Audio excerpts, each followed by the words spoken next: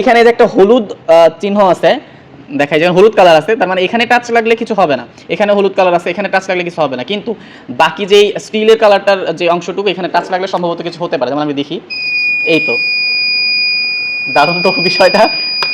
এটা আচ্ছা বন্ধ করে নিছি।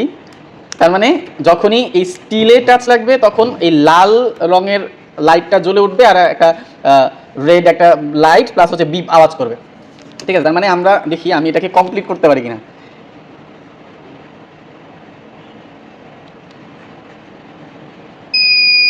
Shit.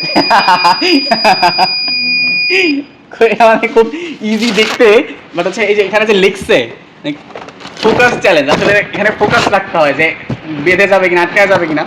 এখানে টার্ন করাটা একটু টাফ, বন্ধ করে রাখছি। এখানে টার্ন করাটা একটু টাফ, টাচ করার একটা সম্ভাবনা আছে। আবার এখানে একটা ঢেউ আছে, মানে ঢেউয়ের কারণে একটু হাতটা উঁচু নিচু করতে হয়, মানে একটু ডিফিকাল্টিজ আছে এখানে। আচ্ছা আমি আরেকবার ট্রাই করি, আমি ইনশাল্লাহ এবার পারবো। আচ্ছা এবার একটু ভালো করে ফোকাস দিই।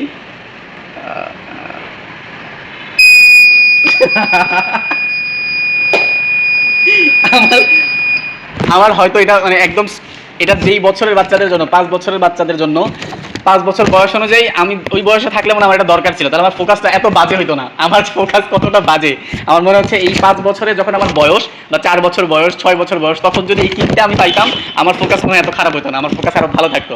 যাই হোক।